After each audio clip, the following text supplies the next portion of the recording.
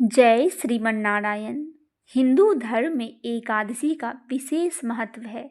ऐसे में ही चैत्र मास के कृष्ण पक्ष की एकादशी को पाप मोचनी एकादशी कहा जाता है।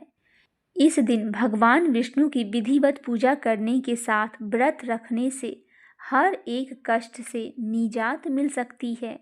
इसके साथ ही जीवन में खुशियों का दस्तखत हो जाती है।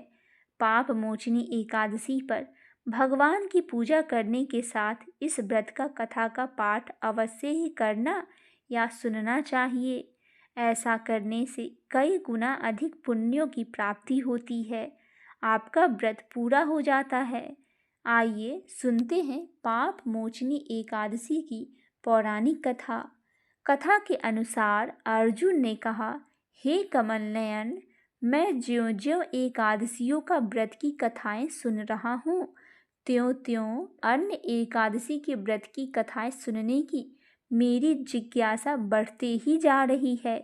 हे मधुसूदन, अब कृपा कर आप चैत्र माह के कृष्ण पक्ष की एकादशी के विषय में बतलाइए। इस एकादशी का नाम क्या है? इसमें कौन से देवता का पूजन किया जाता है तथा व्रत का क्या विधान है? हे श्री कृष्ण, यह सब आप मुझे विस्तार पूर्वक बतलाइए। भगवान श्री कृष्ण ने कहा, हे अर्जुन, एक बार यही प्रश्न पृथ्वीपति मानधाता ने लोमेश ऋषि से पूछा था। जो कुछ लोमेश ऋषि ने राजा मानधाता को बतलाया था वही मैं तुमसे कह रहा हूँ। राजा मानधाता ने धर्म के गुहत्तम रहस्य के ज्ञाता महर्षि लोमेश से पूछा, हे ऋषि श्रेष्ठ, मनुष्य के पापों का मोचन किस प्रकार संभव है? कृपया कर कोई ऐसा सरल उपाय बतलाइए जिससे सहज ही पापों से छुटकारा मिल जाए। महर्षि लोमेश ने कहा, हे नृपपति, चैत्र मास के कृष्ण पक्ष की एकादशी का नाम पाप मोचनी एकादशी है। उसके व्रत के प्रभाव से मनुष्य के अनेक पाप नष्ट हो जाता है। मैं तुम्हें इस व्रत की कथा सुनाता हूँ, ध्यान पूर्वक श्रवण करो। प्राचीन समय में चैत्र रथ नामक एक वन था। उसमें अप्सराएं किन्नरों के साथ विहार किया करती थी। वहाँ सदैव वसंत का मौसम रहता था, अर्थात उस जगह सदा नाना प्रकार के पुष्प खिले रहते थे। कभी गंधर्व कन्याएं विहार किया करती थी, कभी देवेंद्र अन्य देवताओं के साथ क्रीड़ा किया करते थे। उसी वन में मेधावी नाम के एक ऋषि भी तपस्या में लीन रहते थे। वे शिव भक्त थे। एक दिन मंजू घोषा नामक एक अप्सरा ने उनको मोहित कर उनकी निकटता का लाभ उठाने की चेष्टा की। इसीलिए वह कुछ दूरी पर बैठकर वीणा बजाकर मधुर स्वर में गाना गाने लगी। उसी समय शिव भक्त महर्षि मेधावी को कामदेव भी जीतने का प्रयास करने लगे। कामदेव ने उस सुंदर अप्सरा को भ्रू का धनुष बनाया, कटाक्ष का उसकी प्रत्यंचा बनाई और उसके नेत्रों का मंजू घोषा अप्सरा का सेनापति बनाया। इस तरह कामदेव अपने शत्रु भक्त को जीतने को तैयार हुआ। उस समय महर्षि मेधावी भी युवा अवस्था में थे और काफी हष्ट पुष्ट थे। उन्होंने यज्ञोपवीत तथा दंड धारण कर रखा था। वे दूसरे कामदेव के समान ही प्रतीत हो रहे थे।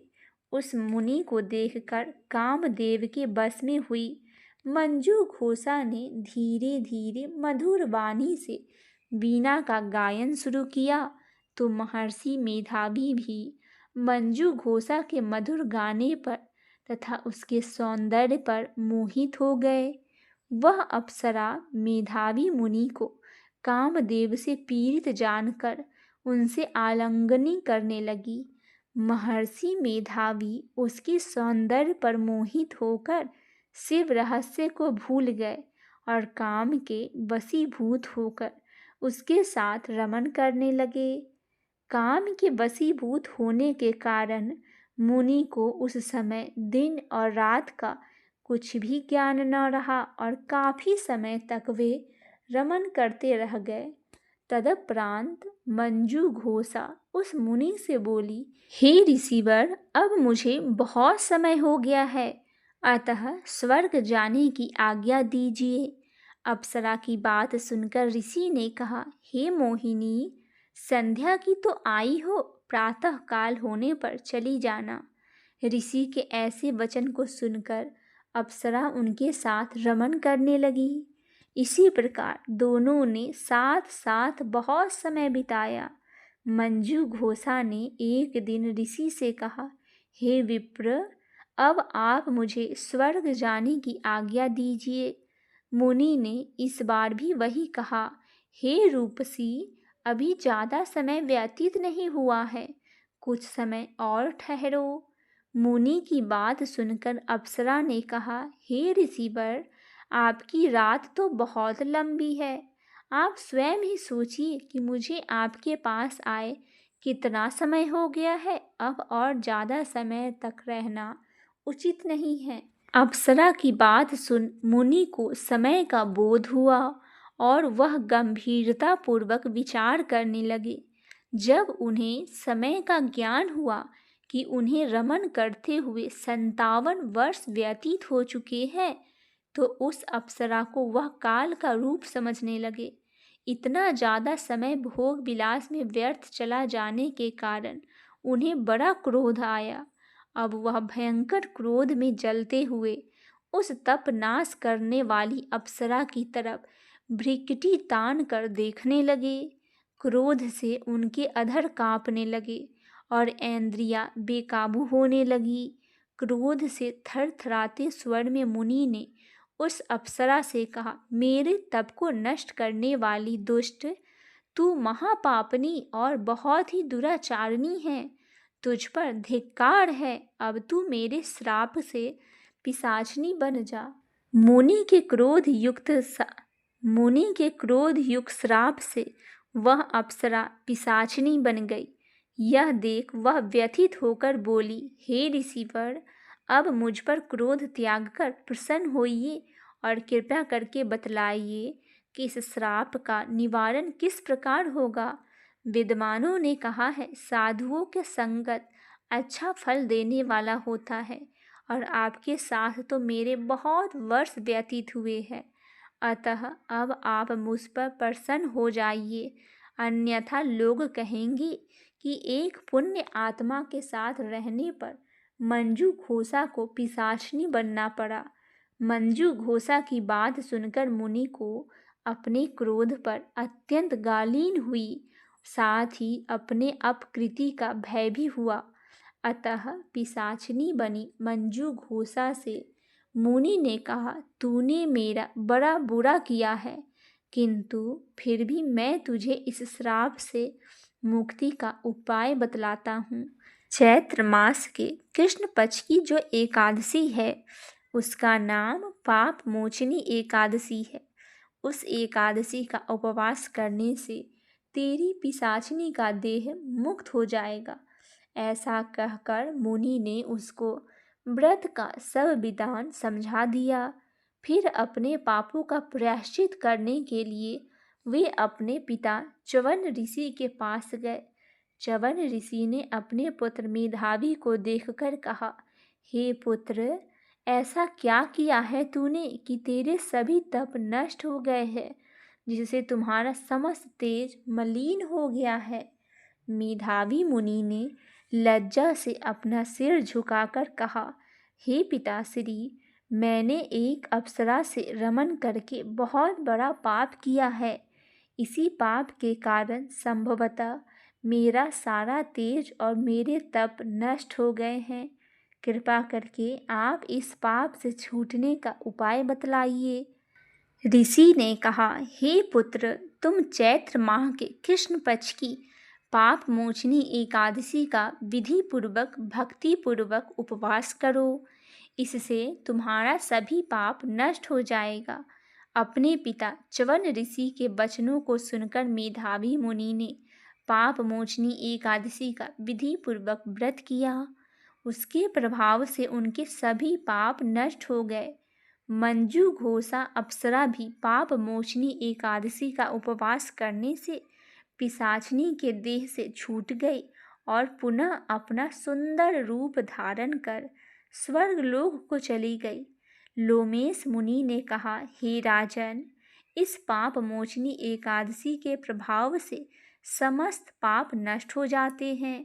इस एकादशी की कथा के श्रवण और पठन से 1000 गौदान करने का फल प्राप्त होता है। इस उपवास के करने से ब्रह्म हत्या करने वाले, स्वर्ण चुराने वाले, मद्यपान करने वाले, अगम्यागमन करने वाले आदि भयंकर पाप भी नष्ट हो जाते हैं और अंत में स्वर्ग लोक की प्राप्ति होती है। बोलिए भगवान लक्ष्मी नारायण की जय हो, राधा कृष्ण की जय हो। आइए भक्तजनों, सुनते हैं भक्त और भगवान की कथा। बहुत साल पहले की बात है। एक आलसी लेकिन भोला भालक युवक था। आनंद नाम था। दिन भर कोई काम नहीं करता था, बस खाता ही रहता था और सोया करता था। घर वालों ने कहा कि चलो जाओ, निकलो घर से, कोई काम धाम करते नहीं हो, बस पड़े रहते हो। वह घर से निकलकर यूं ही भटकते हुए एक आश्रम में पहुंचा। वहां उसने देखा कि एक गुरुजी और उनके शिष्य कोई काम नहीं करते, बस मंदिर की पूजा करते हैं। उसने मन में सोचा कि यह बढ़िया है, कोई काम धाम है नहीं, बस पूजा ही तो करना है। गुरुजी के पास जाकर पूछा, क्या मैं यहाँ रह सकता हूँ? गुरुजी बोले, हाँ, क्यों नहीं रह सकते, लेकिन मैं कोई काम नहीं कर सकता हूँ। गुरुजी ने कहा, कोई काम नहीं करना, बस पूजा करना होगा। आनंद ने कहा, ठीक है, वह तो मैं कर लूँगा। अब आनंद महाराज के आश्रम में रहने लगा। ना कोई काम, ना कोई धाम, बस सारा दिन खाते रहना और प्रभु भक्ति में भजन गाते रहना। महीना भर हो गया। फिर एक दिन आई एकादशी। उसने रसोई में जाकर देखा कि खाने की कोई तैयारी नहीं है। उसने गुरुजी से पूछा कि आज खाना नहीं बनेगा क्या? गुरुजी ने कहा, नहीं, आज तो एकादशी है, तुम्हारा भी उपवास है। उसने कहा, नहीं, अगर हमने उपवास कर लिया तो कल का दिन ही नहीं देख पाऊंगा। हम तो उपवास नहीं कर सकते, हमें तो भूख लग जाती है। आपने पहले क्यों नहीं बतलाया? गुरुजी ने कहा, ठीक है, तुम उपवास मत करना, पर खाना भी तुम्हारे लिए कोई नहीं बनाएगा, तुम्हें खुद बनाना होगा। मरता क्या न करता, गया रसोई में। गुरुजी फिर आए, देखो, अगर तुम खाना बना लो तो राम जी को भी भोग जरूर लगा देना। नदी के उस पार जाकर बना लो रसोई। ठीक है। लकड़ी, आटा, तेल, घी, सब्जी लेकर आनंद महाराज चले गए। जैसे तैसे खाना भी बनाया। खाने लगा तो याद आया, गुरुजी ने कहा था राम जी को भी भोग लगा देना। लगा भजन गाने, आओ मेरे राम जी, भोग लगाओ जी। प्रभु राम आइए, श्री राम आइए, मेरे भोजन को भोग लगाइए। कोई न आया तो वह बेचैन हो गया। यहाँ तक भूख लग रही है और राम जी आ ही नहीं रहे हैं। भोला मानस जानता नहीं था कि प्रभु साक्षात तो आते नहीं हैं, पर गुरु जी की बात मानना जरूर था। फिर उसने कहा, देखो प्रभु राम जी, मैं समझ गया कि आप क्यों नहीं आ रहे हो। मैंने रूखा सूखा बनाया है और आपको तर मल खाने की आदत है, इसीलिए नहीं आ रहे हो। तो सुनो प्रभु जी, आज वहाँ भी कुछ नहीं बना है, सबको एकादशी है, खाना हो तो यह भी खा लो। श्री राम अपने भक्त की सरलता पर मुस्कुराए और माता सीता के साथ प्रकट हो गए। भक्त असमंजस में गुरुजी ने कहा था कि राम जी आएंगे, पर यहाँ तो माता सीता भी आई है और मैंने तो भोजन बस 2 लोगों का बनाया है। चलो कोई बात नहीं, आज इन्हें भी खिला देते हैं। बोला, प्रभु मैं भूखा रह गया, लेकिन मुझे आप दोनों को देखकर बड़ा अच्छा लग रहा है। लेकिन अगली एकादशी पर ऐसा ना करना। पहले बता देना कि कितने जन आ रहे हैं और थोड़ा जल्दी आना। राम जी उसकी बात पर मुस्कुराए और प्रसाद ग्रहण करके चले गए। अगली एकादशी तक यह भोला मानस सब भूल गया था। उसे लगा कि प्रभु ऐसे ही आते होंगे और प्रसाद ग्रहण करते होंगे। फिर एकादशी आई। गुरुजी से कहा, मैं चला अपना खाना बनाने। पर गुरुजी, थोड़ा ज़्यादा अनाज लगेगा, वहाँ 2 लोग आते हैं। गुरुजी मुस्कुराए और बोले, भूख के मारे बावला हो गया है। ठीक है, ले जा अनाज। अब की बार उसने 3 लोगों का खाना बनाया। फिर गुहार लगाई, प्रभु राम आइए, सीता राम आइए, मेरे भोजन को भोग लगाइए। प्रभु की महिमा भी निराली है। भक्त के साथ कौतूक करके उन्हें भी बड़ा मज़ा आता है। इस बार वे अपने भाई लक्ष्मण, भरत, शत्रुघ्न और हनुमान जी को लेकर आ गए। भक्त को चक्कर आ गया। यह क्या हुआ? एक का भोजन बनाया, यहाँ तो आज ये कितने लोग आ गए? पूरा खानदान लगता है आ गए। आज भी भूखा ही रहना पड़ेगा। सबको भोजन लगाया, बैठे बैठे देखता रहा। अनजाने ही उसकी भी आज एकादशी हो गई। फिर अगली एकादशी आने से पहले गुरुजी से कहा, गुरुजी, ये आपके प्रभु राम जी अकेले क्यों नहीं आते? हर बार कितने सारे लोगों को लेकर आ जाते हैं।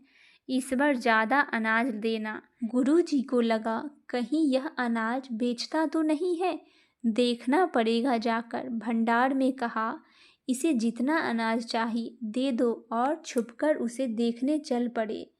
इस बार आनंद ने सोचा, खाना पहले नहीं बनाऊंगा, पता नहीं कितने लोग आ जाएंगे।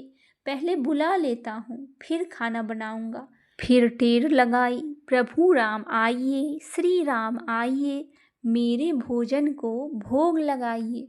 सारा राम दरबार मौजूद हो गया। इस बार तो हनुमान जी भी साथ आए थे, लेकिन यह क्या, प्रसाद तो तैयार ही नहीं है।